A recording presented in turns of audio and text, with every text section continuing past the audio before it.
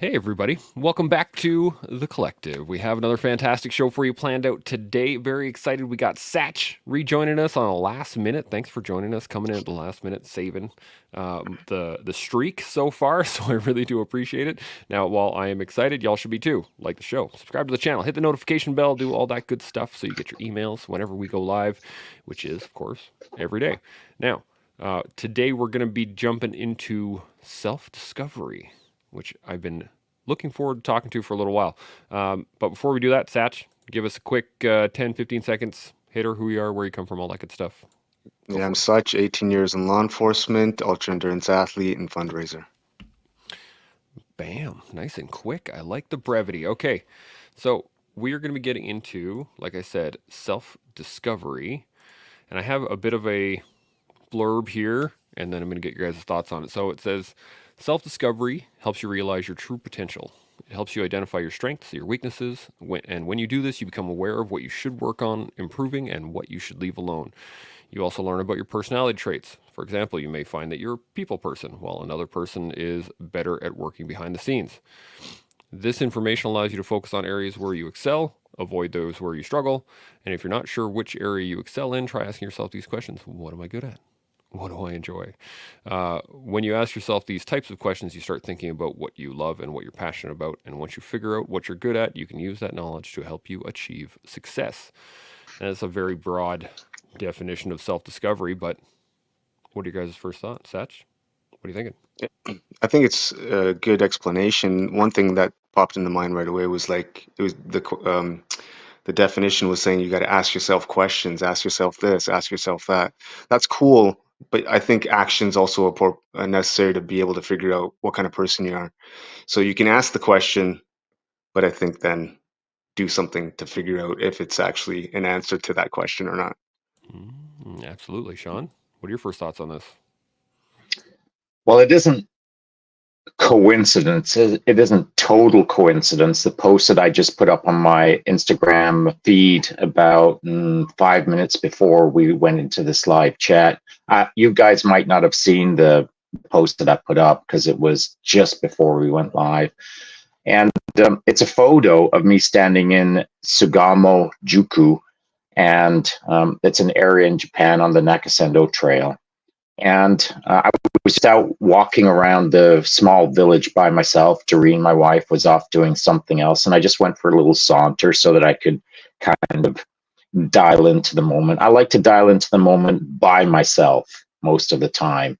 It's okay if there's people around me, but I prefer to kind of get more deeply in touch with the experience when I'm by myself. And so as I was walking around the village, I put my camera on an old fence post and took a selfie.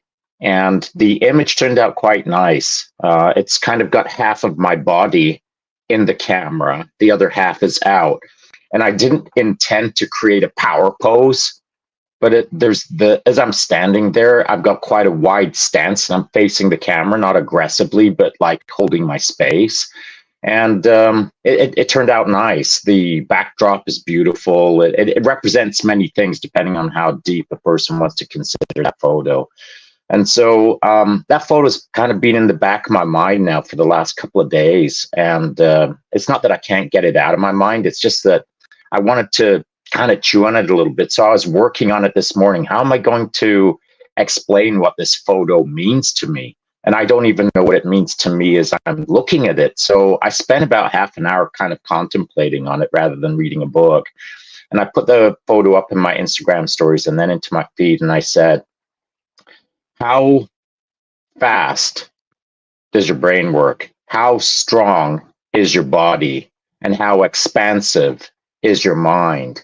And if you could only choose one, which one would you choose to improve upon? And so self-discovery, I think, sometimes gets the idea of self-discovery sometimes gets lost in the weeds, in the minutia of, what I'm really going to improve my sleep. I'm going to focus on eating fewer calories or more calories. I'm going to clean up my diet. I'm going to learn how to juggle. I'm going to decipher the dolphin language. Whatever the case is, a lot of the focus in people's lives when they're trying to self-discover gets so focalized that I think they lose sight of the global perspective of what are you working on truly?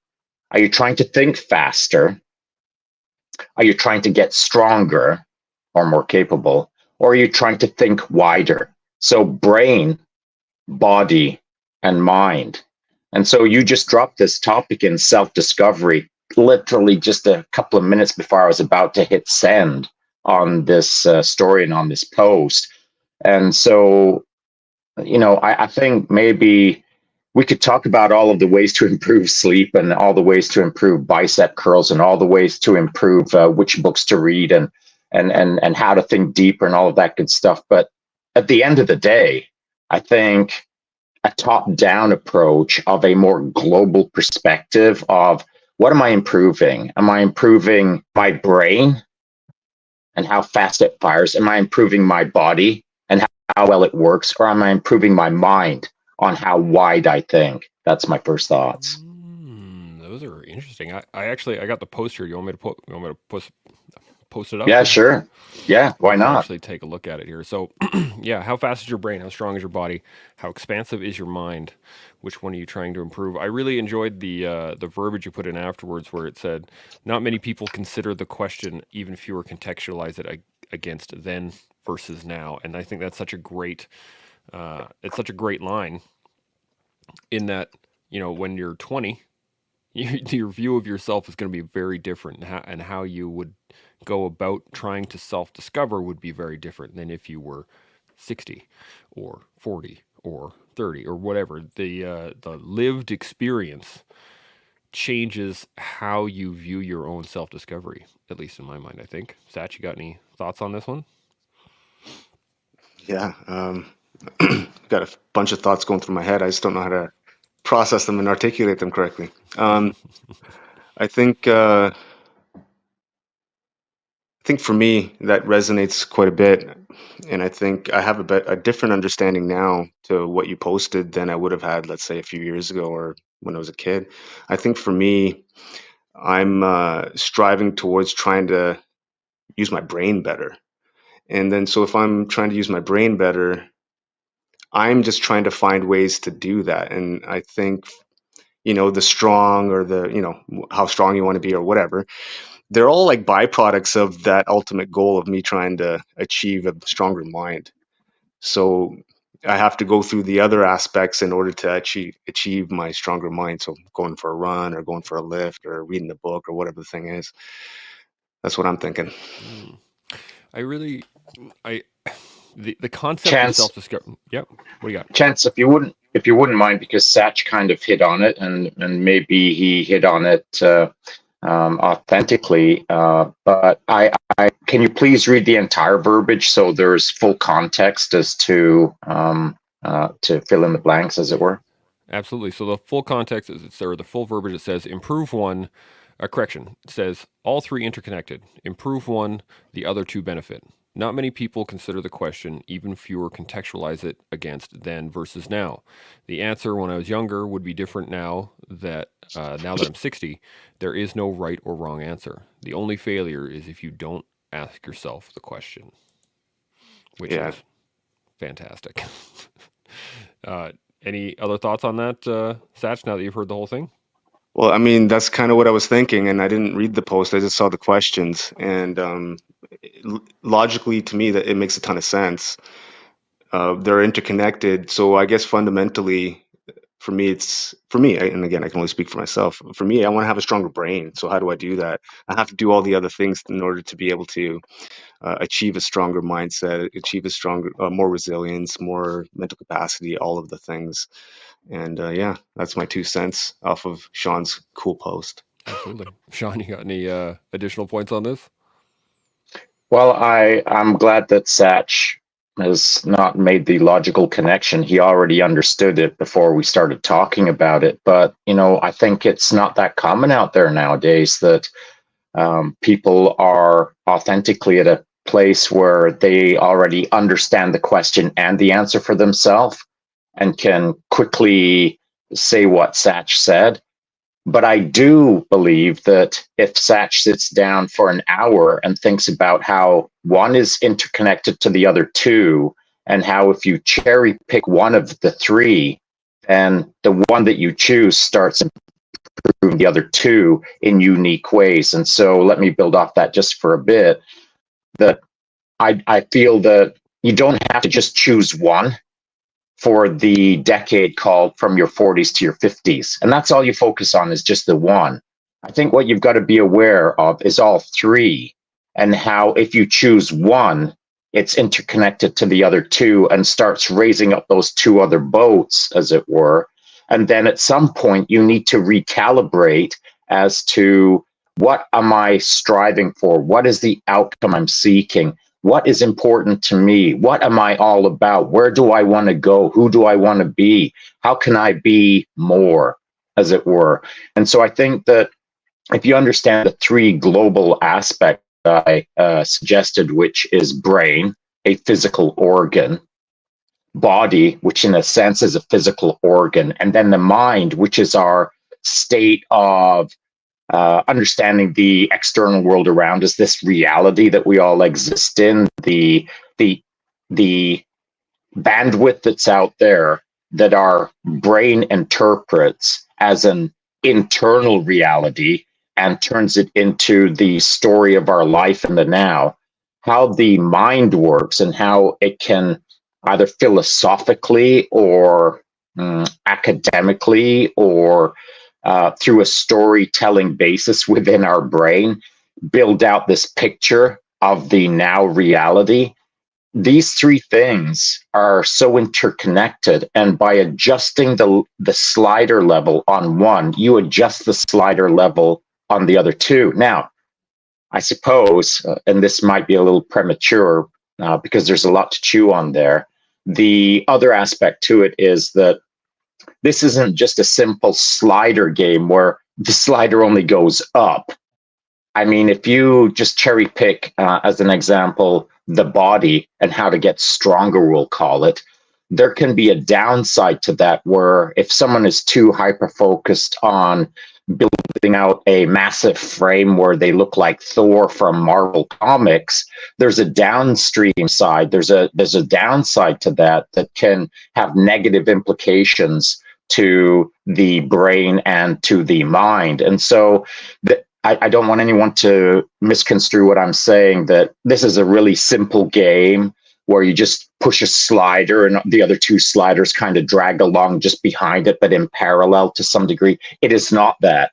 Our lives, this game that we are all living in a simultaneous existence, is a highly complex and nuanced game, depending on how deeply your brain applies your mind against the physical reality. Absolutely. Satch, you got any thoughts on this?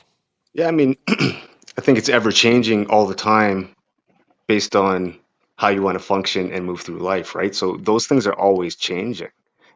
At least they should be. At least for me, it is. And now, having said that, I'm in really, um, a really focused sort of time in my life where things might be a little bit out of balance at the moment, but I understand that. So so having understanding that, I'm sure once I'm completed certain tasks, certain things, I'll readjust things so that maybe the body's reduced, and then maybe the mind or some these various different things go up and down. So yeah, they're ever changing, and there should be all the time, depending on what you're trying to do and how you're trying to do it. Yeah, I like that a lot. There's something that clicked in my mind, but I just want to hit on these a couple of these comments right off that before we get into anything. Lisa jumps in here earlier. She said, "Hello, everyone from Texas. Out getting ready to cycle in Austin tonight. We'll be back to catch the live on replay. Good to see you." He said, "That guy jumps in here. Evening team, listening with Mass right now." As well, he says, "Hi to everyone. Good to see you." And then Angela G jumps in. "Evening all. How do you guys manage self-discovery and self-improvement burnout? I'm on a very dedicated path this year, and I struggle with days where I don't feel like working on anything. Tips?" Any thoughts on that one right off the bat? Shaun, I'm going to come to you first. What do you think? Yeah, so I think maybe it was Angela G that it might have been 2 or 3 podcasts ago talking about how, and my memory isn't fantastic, thank you, TBI. It was along the lines of, by pursuing something, do you ever struggle with burnout because your pace is too high, or things start getting negative, or it was. I'm going to paraphrase. By working to improve, can you not improve because you're working too hard to improve? And the guest panel started discussing it, and my internet connection was all kinds of crazy, and I kept dropping out, and I never got an opportunity to talk about it. And so I think what I would have liked to have said is, look, anytime you're trying to improve yourself, whether you believe that you're burning out or not, every single second that you're improving is improvement. And so burnout is a funny phrase that I think is kind of perhaps misunderstood out there.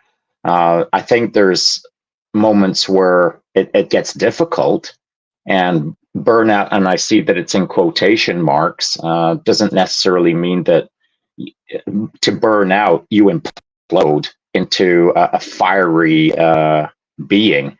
No one self-combusts if they're trying really hard to improve themselves.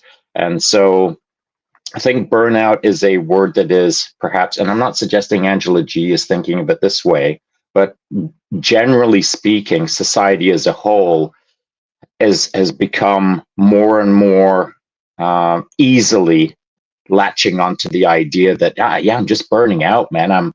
I'm working really hard, or I'm trying really hard, or I'm thinking really hard, or I'm being really hard, and I'm burning out.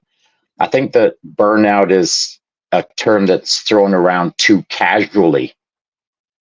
And so I would only reserve the term burnout for the extreme cases where someone is hanging on the edge of the cliff by their fingernails in their life, and they're starting to they've only got one finger left. To me, that's burnout. But burnout has somehow turned from that one fingernail into, they're only halfway towards the edge of the cliff, and they're at the pedicure shop right now getting their nails done, burning out. And so, I think burnout comes down to context. And again, this is not directed at Angela G. It is directed at society as a whole, predominantly North America, by the way. So it all comes down to context on what burnout means to someone. You can feel like you're burned out because, you had to I had to drop my kids off at school that morning, and someone honked their horn at me 3 times in a row. Now I'm close to burnout because it's my 4th day in a row that I had to drop the kids off. Whereas, in other parts of the world, as an example, when we're in Malaysia for a month, I just can't get it out of my head standing by a roadside sugarcane stand, watching a lady who looked to be in her 80s, stooped over, a permanent stoop in her posture, her spinal stoop, because she'd spent the last 50 years, that's 50 years, 50 years of squeezing sugarcane out for people who would walk down the side of the road to get sugarcane juice from her. Her earnings were so meager. I mean, you had to be there to understand how hard life is, that a typical North American would have burned out 1,004 times if they had to live her life. And yet, this lady had the resilience, or perhaps more correctly, the requirement to provide for her family just by simply squeezing sugarcane juice out of sugar canes. A meager living. Maybe to some, it would appear to be a meager existence because perhaps she wasn't a banker on Wall Street, or wasn't driving a Ferrari, or wasn't learning how to launch rocket ships up to Mars. And yet I could see that perhaps she had led one of the richest lives as compared to a lot of North Americans. Her son was working next to her. Her son was about my age. And it was a family operation through not perhaps the love for the job, but because of the requirement of the job to provide for their families. And so I think there is a wild difference contextually between burnout in North America versus hardcore adversity teaching someone the difference between the requirement to do the work versus maybe I'm going to do some work. I hope that makes sense. Yeah, I think the average North American would probably be 49 years, 11 months, and 28 days. Prior to that, they would figure out burnout rather than the 50 years. Like it'd be a day or two for the average North American. They'd be like, "Oh, I just can't handle it." It's not easy work. So like and to do that for 50 years is that is quite the accomplishment. Satch, you got any thoughts on this? Yeah. First thing I think about in burnout is just, working in law enforcement, picking up overtime shifts, working 60, 70 hours a week to a point where, oh man, you start getting ground down after a few months of doing that. At least I did. And but that was because I felt burnt out. But I'm working just as hard now, um, but just doing different things that I'd rather do. And I have zero burnout. Like I value and I enjoy the things I do, whereas maybe people feel a level of burnout when they're doing things they don't feel like doing, and then they're required to do because they have no alternatives. I don't know, but that's the first thing that popped in my head. Burnout is something that you feel it because you're doing something that you don't feel like doing, and you just continue doing it over and over and over again. Yeah. The it's interesting too because I was earlier I had written down something that Shaun had said was you have to know the outcome or the outcome that you want, the outcome you're seeking. And I'm wondering for myself the things that I have a very distinct outcome laid out in front of me. This is what I want to have happen. This is where I'm going to get. This is how I got to get there. I don't get burnout in those moments because I know where I'm going, and I know that even on those hard days, on the days I don't want to do it, on the days that I'm struggling to garner the motivation to do it, I still get up and go. I still get the work done. I still manage to do it, and I don't feel burnout during it. It's usually only when there is an outcome that is ambiguous, or if But I I think hadn't. Go ahead. Sorry. I just think also the attitude during the time that you're putting in all the work is also super important too. If you're working and grinding and grinding and grinding and you're burnt out and your attitude starts going down like this and you start complaining and whining and all that other stuff starts coming into play, um, then you should be reevaluating, recalibrating, and figuring out what's going on when things start shifting in a negative way. That's a great point. Shaun, you got any thoughts on this? Yeah, I 100% agree with Satch. I mean, it all comes down to, you'll never burn out if you're loving what you're doing. How do you burn out on love? I've never met anyone who's burnt out on love. What I have met is a whole pile of people who've lost the love for life, lost the love for what they're doing, lost the love, the passion for becoming more awesome, creating a faster mind, creating a stronger body, and a faster brain, a more expansive mind, and a stronger body. Anyone who can understand those three things and categorically can stand up right now and say, I don't want any of those. I don't want to think faster. I don't want a stronger body. I don't want to think more broadly, deeply, and capable. I mean, put someone in front of me who would say that, and I would look at them as another species. I think the only time that anyone would say that is if they hadn't truly thought about what they're saying, because they were being dogmatically negative, being a dogmatic whiner, moaning about, woe is me, I am weak, and I want to get weaker. Who would say that? Who would say that? I mean, it's insane if someone would line up in front of me and say, "Bro, I'm not that strong, and I want to get weaker." I've never met anyone who's ever said that to me. Quite the opposite. I've met a lot of people who have said, "I'm struggling, and I want to get out of the struggle bus. I'm in the hurt locker. I want to get better. I I'm struggling to even think right now, Shaun. How do I improve on that?" Well, there's a boatload of things that everyone can do. Not quite a million things, but at least 100,000 things that people could do to improve their brain processing power, their mind expansiveness, and their body improvement. There's so many things. There's so many podcasts out there. There's so many things that we've talked about that people can do to work on those three spheres of influence. So anyone out there who's going to listen to this who wants to get worse, I don't know. I've never met them, but people will start to work on improving these spheres of operation. And when things get a bit tough, now they're approaching burnout. Well, it might be because you've lost sight of your why you're doing it. You might have lost sight of the love for yourself, or the love for the process, or the love for the outcome that you want, or the love of the thing. If you have lost the love of life, and love is a strong word, it doesn't have to be a 10 out of 10. It can be a 2 out of 10, but there's got to be something there for you to appreciate or enjoy or engage in that makes you feel like yes. And that yes could be yes, or it could be freaking yes.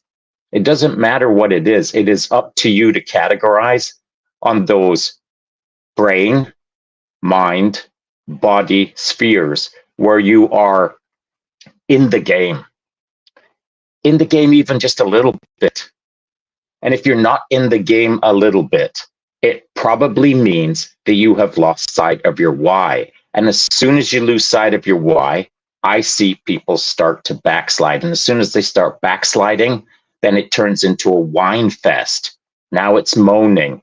Now I am struggling to get out of bed. And I understand that there are neurochemicals that can get involved in that process whereby it's hard to get out of bed.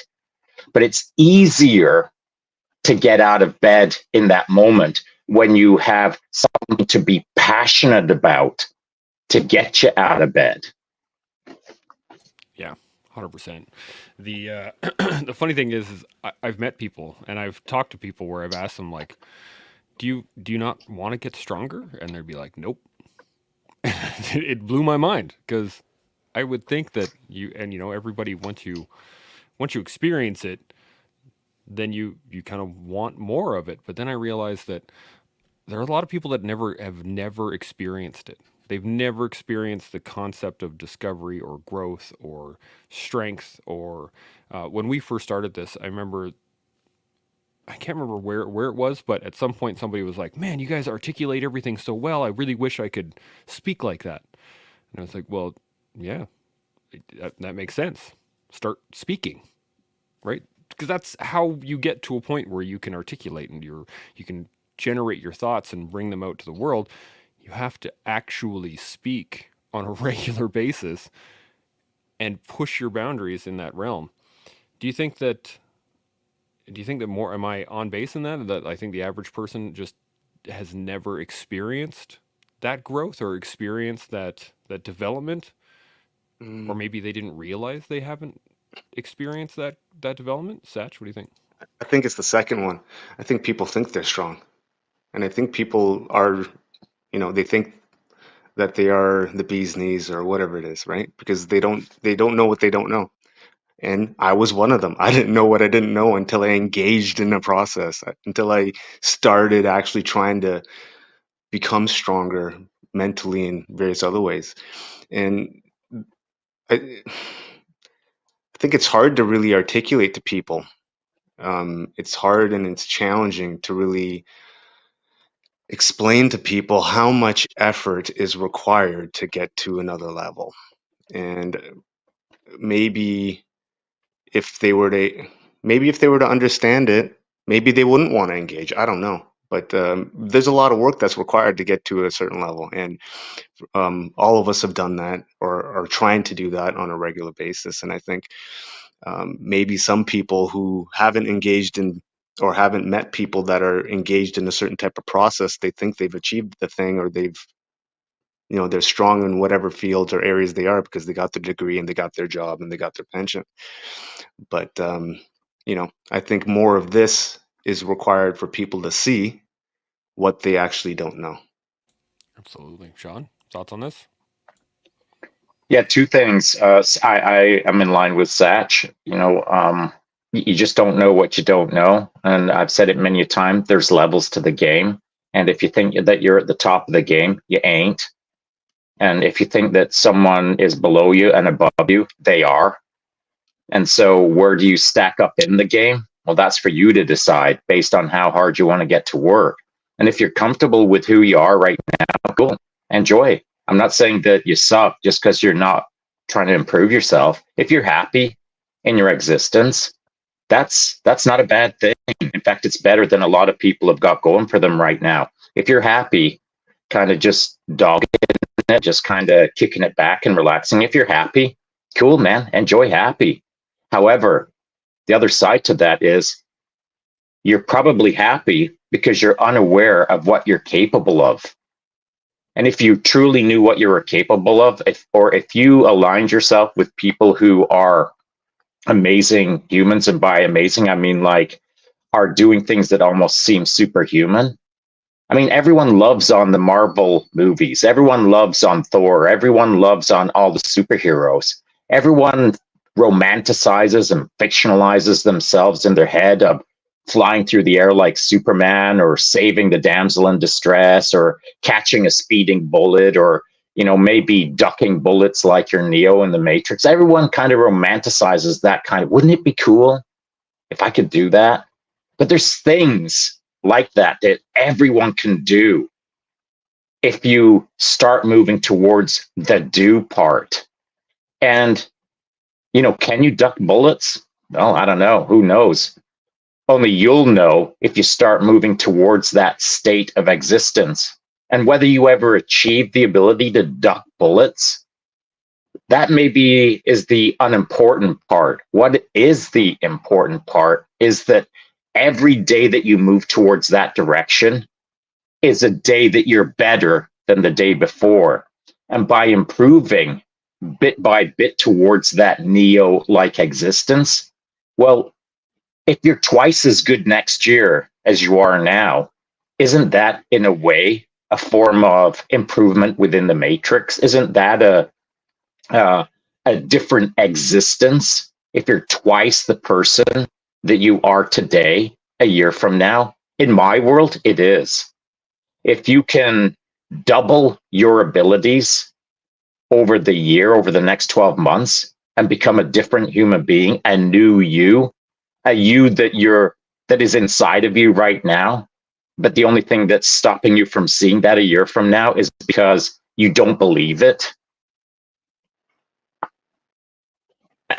Why wouldn't you do it?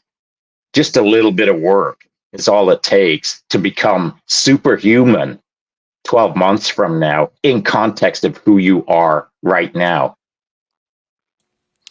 I think I think what you're talking about is the actual path, right? The path of self-discovery. It is the neat part about, at least what I've noticed over time, is that the journey towards one of those things, right? Like if I want to dodge bullets, I'm gonna be like, okay, well, how does that start? Well, I gotta be a little bit more flexible than I am. Okay, well, how do I get more flexible? Then you start seeing a trainer and you start learning how to move, and you gain some mobility, you gain some strength, and then you start to realize, well, maybe I don't need to dodge bullets, but I'm really enjoying the flexibility part.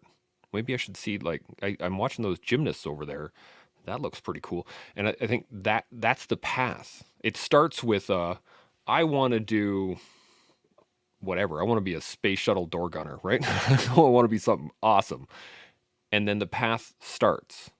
And then you start walking down that path, and then you start realizing what it is you want, what it is you like, what parts of those things are what draws you to that next thing, and that draws you to that next thing, or it draws you deeper into uh, it drives you deeper into that thing to be able to dodge bullets, whatever it is, to be able to be more flexible, stronger, faster, smarter, all of those things, having a more rich life experience. What do you guys think on that, Satch? What are you thinking? Yeah, no, it's true, man. Like, and look, maybe the final outcome isn't after exploring those things, dodging bullets. Maybe it's something else. Maybe you've learned something else that actually you value more. I mean, who knows? That's the beauty of it. You don't know what the final outcome's going to be as long as you just keep moving in a direction that you are keep improving upon yourself. It's limitless, really. I mean, you're really honestly limited by your imagination and how hard you want to work. And if you want to work, and like if you have a really vivid or massive imagination like I do, well, then that's cool, man. But then you got to work really freaking hard to be able to get closer to that imagined state, which is not terrible, which is super legit. Because if you're moving so fast and so hard, you're learning so many other things along the way that you would have never imagined that you'd be able to learn. And you become a better person for it. And that's really all of what self-discovery is, isn't it? Discovering things that you never knew possible about yourself. I like that, Shaun. Thoughts on this? Yeah, I agree, man. I mean, that's what it is all about. We're all on our path. Satch is on his path, Chance is on his path, I'm on my path. It just so happens that our paths are generally aligned right now, generally heading in the same direction. But at some time in the future, just like at some point in the past, our paths weren't aligned. And there's no right or wrong reason for that. It's just simply the stream of life, the ebbs and flows, as it were, of the river that we're all independently on as a solo journey. The moment that we unalign doesn't mean that we're not going to realign in the future. But right now, we're generally aligned on this path that is a solo journey.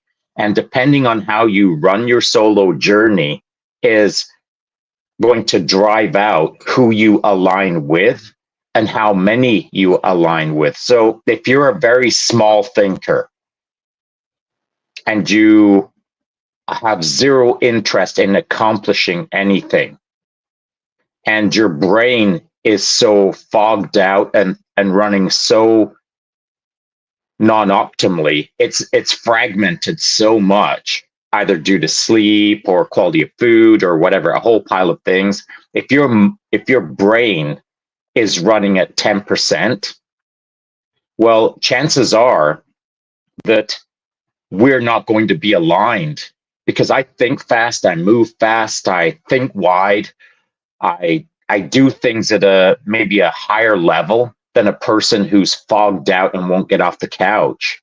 But if they're fogged out and on the couch right now, and they can only listen to half of this podcast right now, they need to hear this next piece. You can line up with me right now. You can line up with us right now in this moment and just understand that you too can be doing what we're doing in the future. And it doesn't mean that you've got to have it done by tomorrow. It doesn't mean that you've got to be operating at a much higher level by the end of the week. All it means is this: you've got to fall in love with the journey. You've got to fall in love with the process. You've got to understand that life is a hunt. I love the hunt. It's not so much the kill, it's the hunt that I love. Last night I was in a 7-Eleven here in Kyoto. The Japanese 7-Elevens are fascinating. I mean, I don't spend any time in 7-Elevens in Canada, but the 7-Elevens over here they're wild, man. And what's even wilder about them is there is nothing in there that's in English.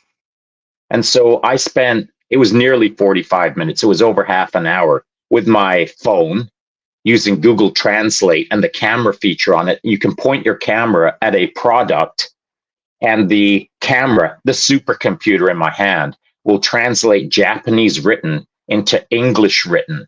And so I could look at every single label, every single ingredient, every single thing about every single product that I held in front of me.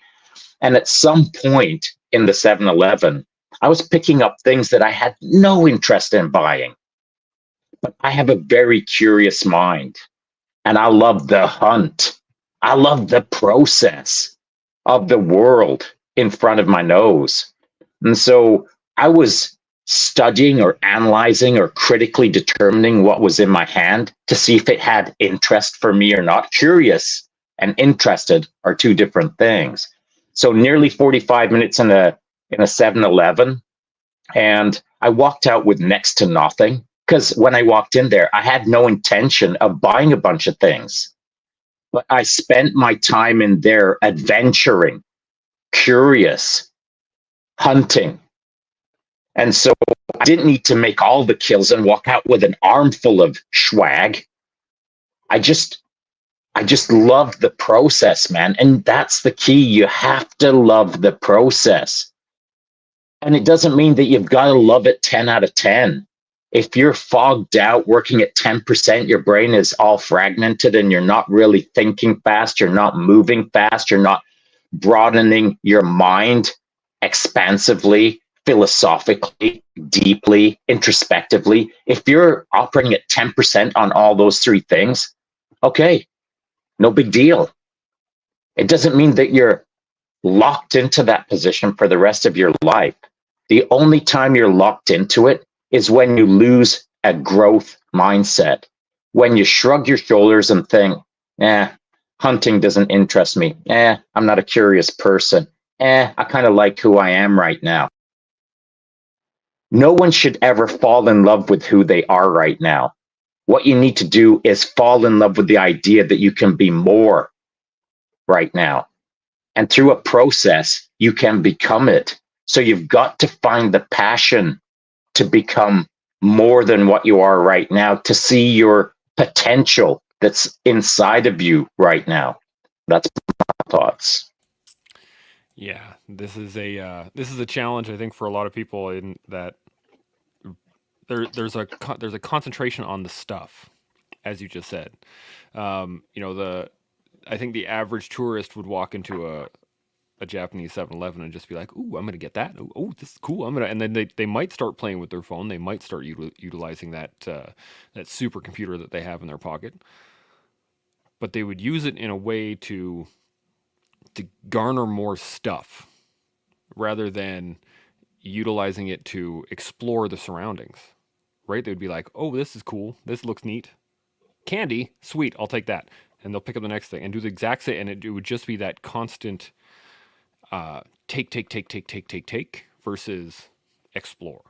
And I think that is a that is a struggle within North America, because there's been so much societal emphasis on having stuff rather than just exploring the world, in my mind at least. Satch, you got any thoughts on this?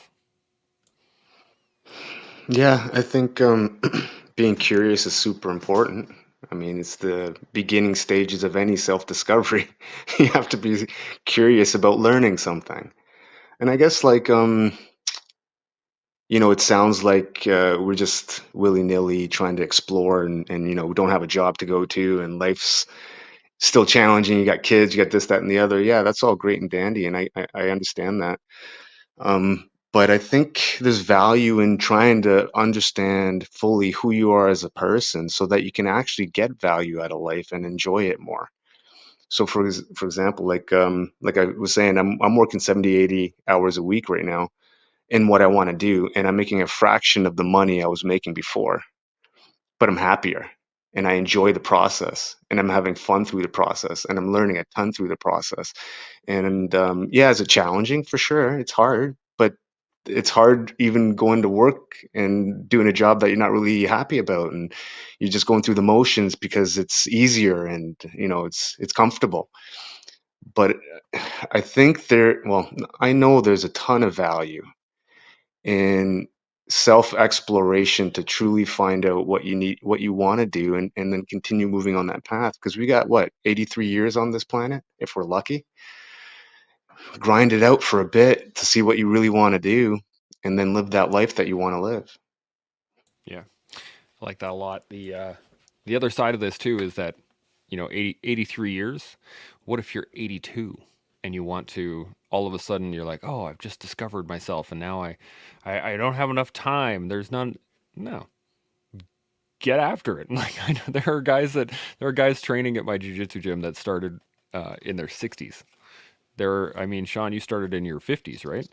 And I started in my 40s. And yeah, sure, it would have been great to start 20 years ago, 25 years ago, or start when, I put my kids into jiu-jitsu when they were 4 and 5. But it didn't. You are where you are right now. And I think that is another key point that I mean, we've talked about it in the past, but I don't know if we've covered it today, is the fact that you got to understand where you are right now. That the path to self-discovery, that initial first step can't happen unless you actually know where you are to begin with, in my mind. Now, the trick is figuring that out. How would you suggest to the average person, the person who's just listening to this right now, how do they set that baseline? How do they set that first step? Where am I right now? Shaun, I'm going to come to you first on this one. What do you think? Well, few do. Few do understand where they're at right now. Few do really understand where they're at right now. But as Satch stated earlier, a lot of people think there's something that they're not, because they haven't sat down with a blank sheet of paper and a pen and put down really who they are right now, and really what they've got right now, and really what they're trying to be right now. Because those are all hard questions to ask of ourselves, to set a baseline for what our existence is right now. I think that a lot of folks out there exist in their past or exist in the future, but they don't exist in the now in respect to this question or this puzzle of who are we? Who am I? What am I all about right now? Because without a blank sheet of paper and a pen, you can evade the hard question and the hard answer. You can romanticize or fictionalize the reality of the moment. And our reality, to some degree, is based on the story that we tell ourselves in the now. And if we're telling ourselves the lie that we're a superhero, when in fact we're quite the opposite, then that incongruity, that cognitive dissonance of, well, I'm Thor, but I'm a 110-pound weakling. The difference between those two things chews away at us, chews away at our soul, if that's the lie that we tell ourselves every day. So my thought is this: in order to start feeling better about yourself, start being more real with yourself. And in order to be more real with yourself, grab a blank sheet of paper and a pen, write down your why of your existence and how you're going to start moving towards it based on the baseline, the true starting point of who you are right now. Yeah, 100%. Satch, thoughts on this? Yeah, that's awesome. And I think to add to what Shaun just said, I think after you write down your why and how you're going to go about doing your why and how fast you want to move forward, I would also suggest to recalibrate or maybe review who's around you. And if all of those people around you are saying, oh man, you're awesome. What are you talking about? You're legit. Oh no, this, that, and the other, they need to go. Because you need objective people around you who are going to be honest with you, who are going to tell you, well, maybe this is where you need to look at, or where, this is the direction you need to go in. Because if everyone's pumping your tires, how are you going to, it becomes more challenging to go into that self-exploration or self-discovery, because you're like, well, I already have everything all together. So you're wrong. You got to find the right group of people after you figure out your why. That is a That is a big trick, and you know, I mean, it's probably room for a whole nother show on this one, but you know, understanding who's in your circle, understanding that the average, you know, some friends that I have that I've had for many years they're not bad people. They're not, um, they're not trying to mislead me or take me down a path that I don't want to go. But that path that they're on is not the path that I am on, and that is okay. This is where I think a lot of people struggle is that, you know, there's going to be times where you just have to separate. You have to go on your path. You have to go on your journey, and if they want to come along, cool. But if they don't, cool. You have to allow that to happen because, you know, I think we hold on to these relationships that we have when we're kids or we have when we're young adults or we have when we're adults because they're comfortable, because we've had them for so long, because I've known this person for 30 years. Like, why would I leave them now? Well, if they're not helping you get to where you're supposed to be going, then why are they still there? And that's the trick that I had. There's a couple of my friends that I've had to just kind of stop hanging out with. There's people that I don't really talk to anymore that I've spent, you know, 25, 30 years hanging out with just due to the fact that we're not on the same path anymore. And that I think it's an okay thing. Shaun, you got any thoughts on the group mentality? Yeah, I think it was really valuable that Satch raised that fourth point. The three things that I always throw out, as he's already stated, is the why, the how, and the velocity. But he's right to throw in that fourth, and that is who are you surrounded by. And so there's a couple of, just to broadly separate two generalistic groups. There's a group that will not challenge you, and then there's a group that will challenge you. And if we were to percentile those, the group that will not challenge you is about 90%. The group that will challenge you is about 1%. And then I'm going to allow for 9% for the middle ground, we'll call it. And so there's very few people that will challenge you to do better, that will challenge you to do more, that will push back against your burnout. There's very few people who will do that. And here's why. Because it's hard, because it's uncomfortable, because it's difficult. Not too many people are comfortable with pushing back against things, against a person's narrative where they're saying, I'm working hard. If someone tells me that they're working hard, I know that they can work harder. We all can, myself included. And we can work as hard as we need to. But then the piece is, how about the want to? You got to want more in life. I've said it before. I'll probably say it until the day I die. Everyone wants to be extraordinary. Everyone wants to be Thor. But the part about extraordinary is it requires the extra beyond just ordinary. So you might need to do something. That's freaking ordinary, bro. But you want more? That requires the extra. And if you want to be large and in charge, prepare to do extra work. And that extra work shouldn't make you feel bummed out. It should get you excited. And if it doesn't get you excited, well, guess what? We're going back to earlier in our conversation, which is you haven't chosen the right thing for you. If you've got the passion for the life trajectory that you're on, extra is just freaking no big deal. It's just extra. It's not drudgery. It's not like so hard that you can't do it. It's just extra, man. And so to become extraordinary, you've got to do the extra things that you love doing because that's what you're passionate about.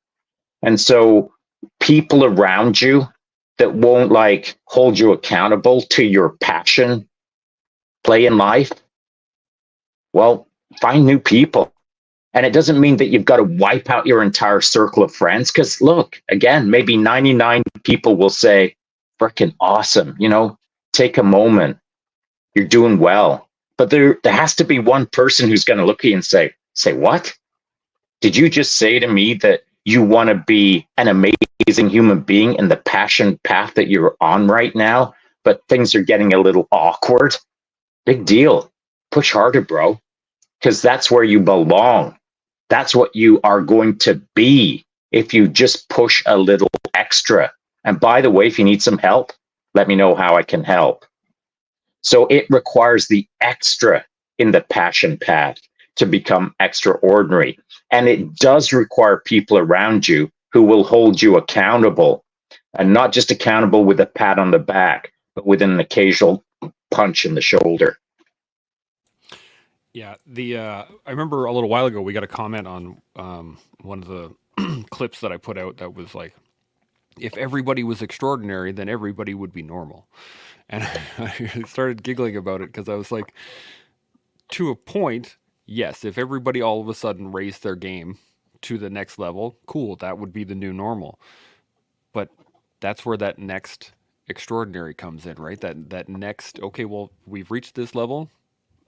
Let's step up to the next level. If everyone joins me, cool, I'm going to go to the next level. And you've said it many times, Shaun, on the show, is, the standard is the standard. You either meet it or you beat it.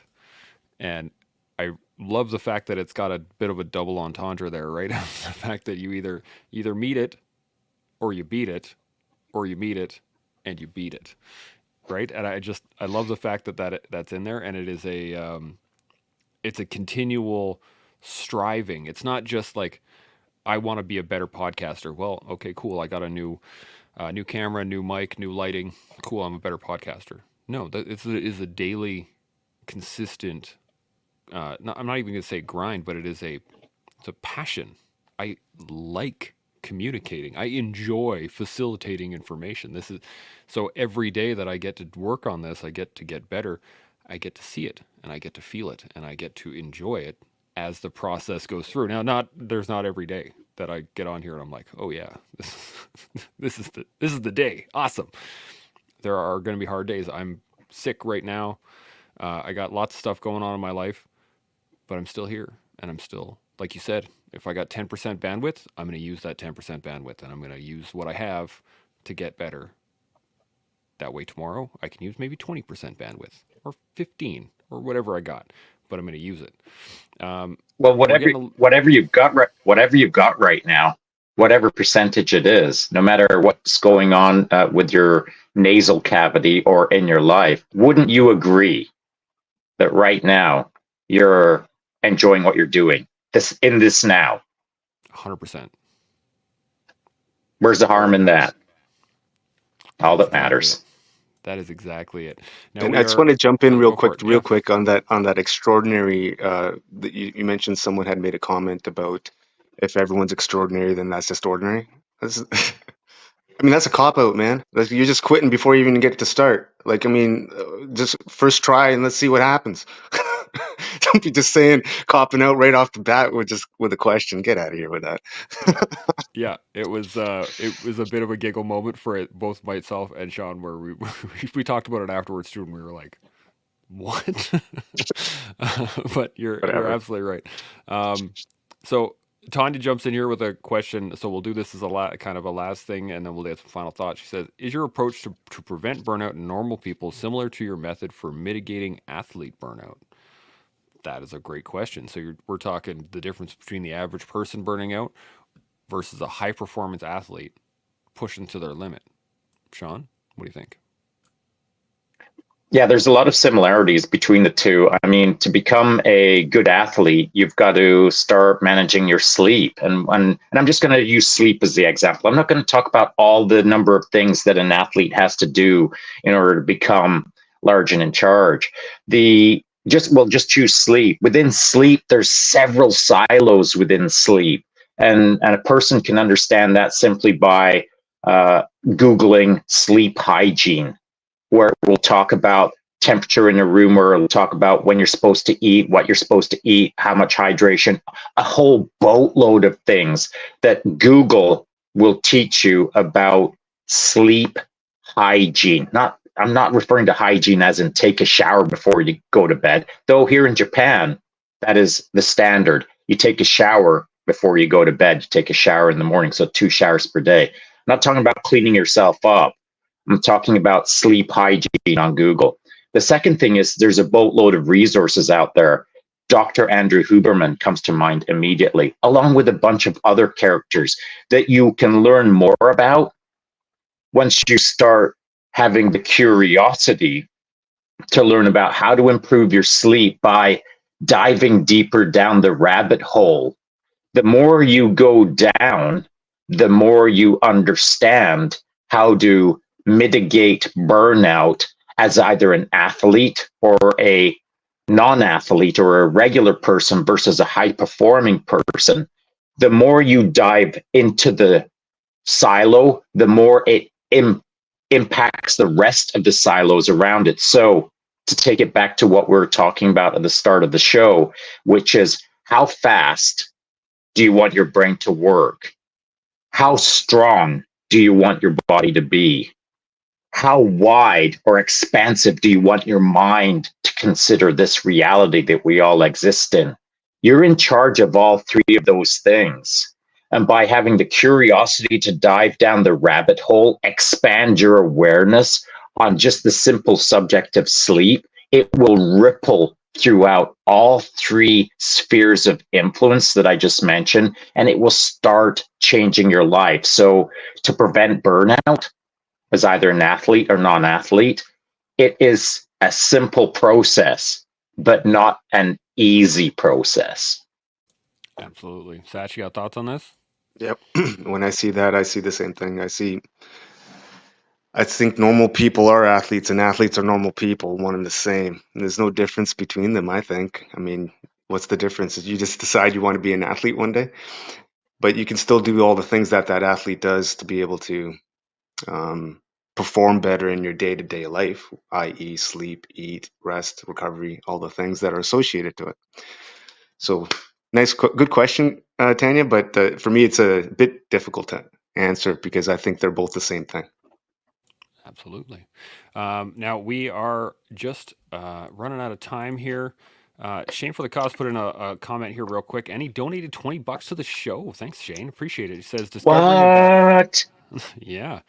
Discovering a bad habit that creates a disease to make the bad habit appear to be the cure is one of the healthiest steps toward making room for healthy self-discoveries.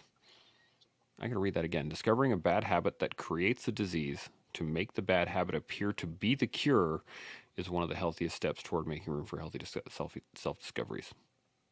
I don't know if I understand what he's saying. I'm not quite sure on that one either. But the way I'm reading it, discovering a bad habit, so let's say alcohol abuse, creates a disease, which is an addiction, and the bad habit appear to be cure is one of the. Yeah, it doesn't make sense to me. I'm sorry. It could just be a typo, a verbiage. A verbiage issue, but I think what he's trying to say is that to make the bad habit appear to be the cure. So the habit itself needs to be. I'm lost too. But Shane, I appreciate the comment. If there's anything else, by all means, put it up in the comment section. We'll see if we can hit it up as before the show ends. In the spirit of it, I understand what Shane is saying, and I agree. I agree with what he's stating in the spirit of his verbiage. Now, it might be a little complex there in how he's written it, but I understand what he's saying, and I agree. So I'm good with what he's putting down there. Solid. I just wasn't quite catching. I think it might be like putting the verbiage anyway. All good. I need to be more deeper and wider in how I think. Sorry. There you go. So let's get some final thoughts then on anything at all we've talked about so far today. Self-discovery, on sleep hygiene, whatever it is. Anything still burning in the back of your head, Satch? No, man. I'm on that path, man. I'm on a path of self-discovery, and so I'm in it. I'm trying my best every day to understand myself better so I can do things better and so I can be of better service. So self-discovery is a legit path to be on, man. Bam. I like it. Shaun, final thoughts? Yeah, I'm going to cheat. I'm going to use Shane for the Cause in this one because, Satch started out with thoughts versus action. And so Shane could have hung out and and listened to what's going on and thought about things and come up with some ideas himself, and then moved on in his life, and never taken action, never recognized that what we're talking about aligns with what his experience is and maybe what he's going to do in the future. He didn't have to spend $20, man. He didn't have to spend a dime to make that comment, but he put some skin in the game. And when someone puts some skin in the game, when someone puts $20 down, to me, that speaks to, that's action. That is recognizing that what we're talking about and what he's thinking align, and he wants to demonstrate that he's in alignment to some degree with what he's hearing and what he's thinking, and he wants to give us a nod because it's important to him and to others to hear. So thoughts are $0. Thoughts are zero effort. Thoughts are zero outcomes. Action is the only thing that changes the game. So kudos to Shane. Yeah, absolutely. One final comment here. Tanya jumps in. He said, I think it's discovering that a bad habit creates a disease and the awareness that your choices leads to your environment. That makes sense. Yeah, absolutely. See, Tanya thinks widely and deeply. I need There to you go. practice. Tanya's in the game is the thing. You know, I don't have a whole lot to add other than the fact that, you know, the thing that I say at the end of every show, learn, build, grow, that is the path of self-discovery in my mind. That is everything that we talked about is you got to learn about it first. You got to build upon that knowledge and you got to utilize it to grow into yourself. And once you do that, then you can carry it on. You keep doing it. You find a new white belt. You find a new thing to learn, to build, to grow. So everybody out there, keep doing that. We'll see y'all tomorrow. Chimo. Chimo.